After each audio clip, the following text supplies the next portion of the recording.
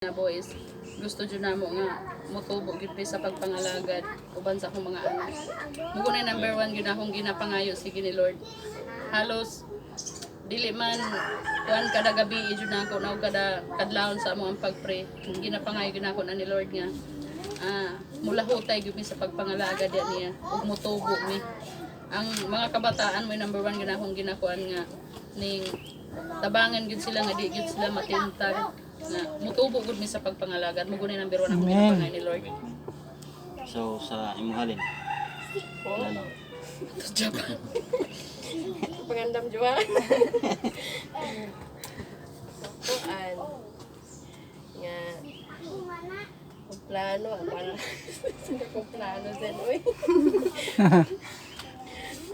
Magkuan ning mga bata nga magdako sila nga kuan ba ning mga buotan po tapos kita mo ay kitang ginikanan mo ay magkuan nila magiya nila Isip na si magiya nila sa kuan maayong mga buhat. Amen. Okay, next. Ikaw dai. Sige na. Ang wabay ko ron recite kuan. Plano ra gyud kasi mo mga plano, kasi plano pa ka mga Basi. labot niya. Ano sa nga plano? Plano ba nimo maglaba? Manilig. Kasi ang plano matiti. Dagang plano. Daghan pa siya ka kuan, pa siya kapili. Diri sa ta kay pastor. Ay mo pas. Kuan siguro daghan pero ganahan lang ko mo pili og gamay. Unang una kinahanglan ako nga mustand. Sa akong plano nga mustand jud ko sa kamatuoran gisugo sa Ginoo. Kaduha kaning pagpugas o kaning ikatulo kaning maintenance pag-alaga sa akong gipugas. Salamat pas. Salamat po. Doon Salamat na sa mga Ginoo. plano kung sa inyo mo. Kabalo ko nga ang sa pinaka-the-best nga plano ninyo para sa inyong kaugalingon, pinaka-the-best nga plano para ako. Doon na pud ko'y plano para sa ako sa akong pamilya sa akong pagpangalaga.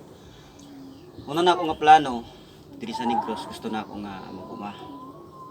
Tapos alagad sa Ginoo o gang akong plano nga akong commitment kay Lord dili mo wala.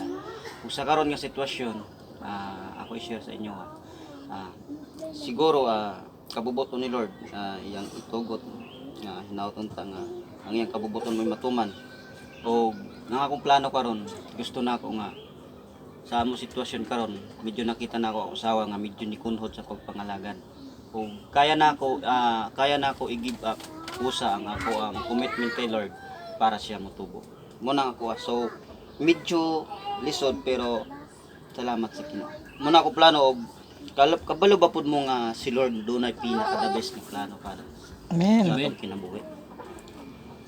So bago to magampo sa ta. Dalay ko nagmaymayaw ng mga Dios. Kuda man nakasangata. Ikaw ang naghimo sa langit ug sa iyo. Sini nga kabuntagon.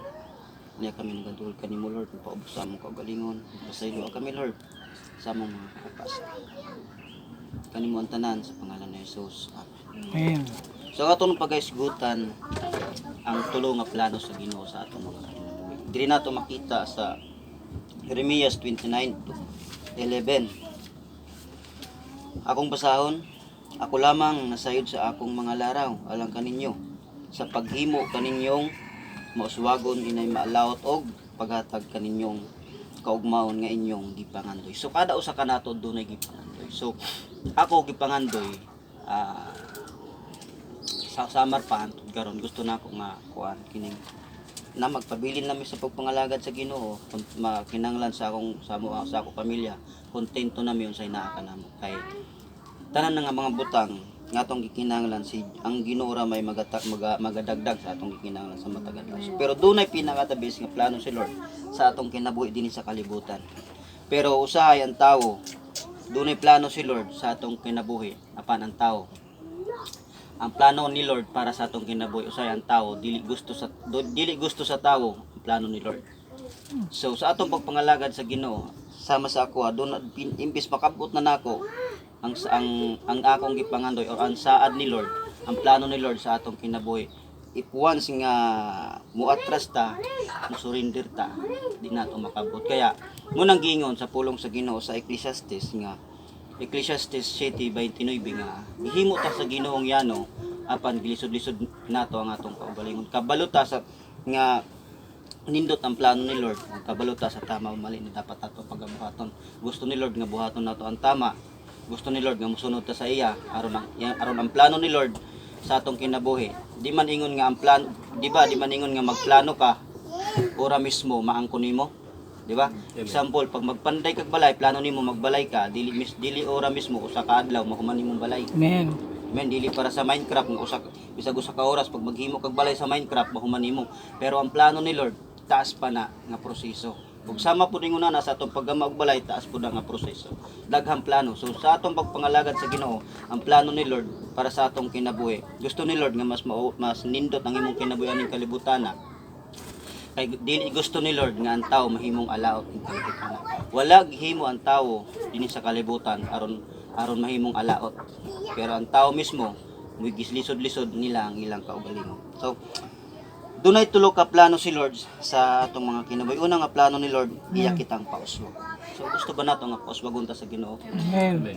So ang bersikulo nga nag-ingon nga ang Dios nasayod sa iyang mga laraw alang kanato mga laraw sa pagpauswag. So gusto day ni Lord nga muuswag ka. Sama sa imong pag-eskwela, nagsugod ka sa first, paingon sa kinder, elementary to paingon sa pag-graduate sa elementary, high school, to paingon sa college. So ingon ana igsoon, nagtika uswag ka. Sa una di ka kabaluog. Sa una ang imo lang nabaluan abakada, no? So ikaduha na abaluan na nimo paano ka mag-counting, paano magbilang. So ingon ana igsoon, hinay-hinay nga mauswag ka. Ingon na sa pagpangalagad igsoon, hinay-hinay lang ang atong pag-uswag.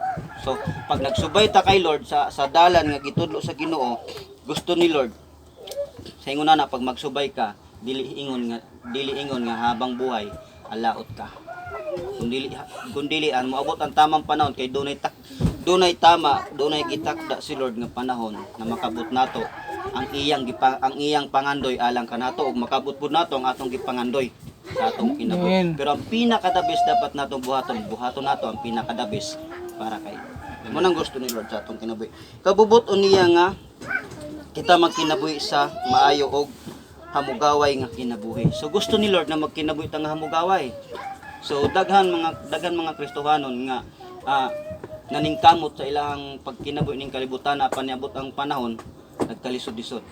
So daghang mga Kristohanon pero salamat sa Ginoo sa atong kinabuhi karon. Nakaingon galing si Brad ganiha nga matapos na nato. No? Gidasig ko niya ganiha pero sa tinuod lang medyo bugatron akong dughan. Amo nang kaingon ko ganiha nga di bali ako mo kunhod kaya na ako i-surrender. Kaya na ako buhian usa ang akong commitment kay Lord basta motubo lang makita na ako nga magpadayon lang pag pangalagad akong asawa magpabilin siya nga mainiton kay karon lang na ako siya nakita nga kuyog sa mga ingunani atin sa mga disciple pero sa akong kinabuhi medyo sakit.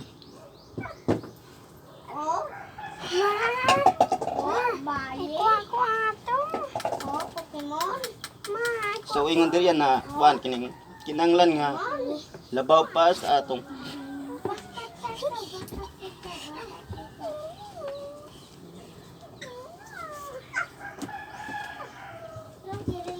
excuse me. Suntog tubig.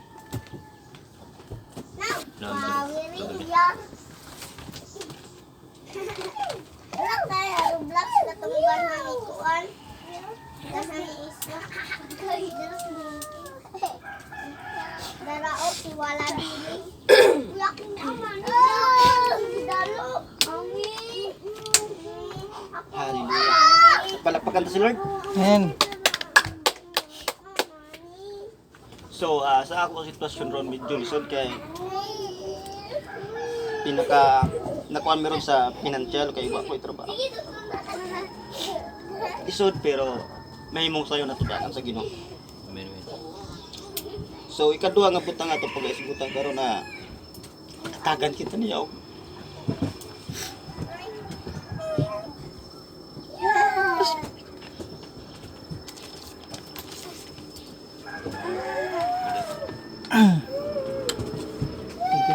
So, dalaygon ang Ginoo mga kaigsuonan sa matagusan nato ka kinabuhi. So, tinuod man nga nagid ang mga pagsulay, nag-aabot sa akong kinabuhi pero nagtuto na di kita pasagdahan sa Ginoo. Na ginang paglaom. So, nato na no, mga kaigsuonan sa ikaduhang butang. Una, pauswagon ta sa Ginoo. Dayon ang gusto sa Ginoo, tagan ta niya og kasiguraduhan. Not only nga pag nindot man gud ang time, mo ganing kinahanglan samtang mo magpugas ta kinahanglan natong pailog kay pag si Lord mo magpauswag, kabalo siya nga maangkon nimo ang security, seguridad sa kinabuhi. Pero munang usahay naata sa point nga lisod nato ang pagdesisyon, pero ang pinaka the best solution ani is niingon si Lord nga ingon siya sa lugar sa Pilipos, sa iglesia sa Pilipos, niingon siya nga itugyan sa Dios ang inyong tanang kabalaka kay isang itugyan nga to sa Dios ang tanan natong kabalaka daw pinaagi sa Pilipos kapitulo 4 sa Isog City niingon siya didto nga dili daw ta mabalaka sa bisan unsa kun dili sa bisan unsang butang itugyan nato ngadto sa Ginoo daw pahibalo nato ipahibal nato sa Dios pinaagi sa atong mga pagampo. So dunay mga higayon sa kinabuhi nga kinahanglan nato. Gusto lang ako ipahinumdum sa matag usa pinaagi sa tabang sa Ginoo nga unang-una pauswagon to sa Ginoo dahil doon na siya ay plano nga kasiguraduhan alang kanato. Unya dili nimo kalikayan samtang maangkon nimo ang seguridad sa kinabuhi. Lisod man ni buohon ang seguridad kumbaga kung paril ni siya dili diha dayon labi na depende po sa gidakon lisod nimo na siya buohon ang security apan makaangkon lang nato na uban sa tabang sa Ginoo. So siguro wala ko naakaroon sa debate ni Brother Roger pero naiparte siya ang kinabuhi nga nasabtan ako nga kuan siya na sa situation nga ganahan kay sa mo-serve ni Lord pero napod sa situation nga kuan ba kanang medyo sa maong sitwasyon sa kinabuhi apan nagtuta nga ang Ginoo maghahatag og tin-aw nga plano kuyuan sa atong matag sa kinabuhi. Then sunod ang katulong butang dinhi giandam kita niya og hayag nga kaugmaon. So ang naaday hayag nga kaugmaon. Kumal lang nato ang maangkon nato ning seguridad sa kinabuhi or security na ang hayag nga kaugmaon nga atong maangkon diha sa Ginoo.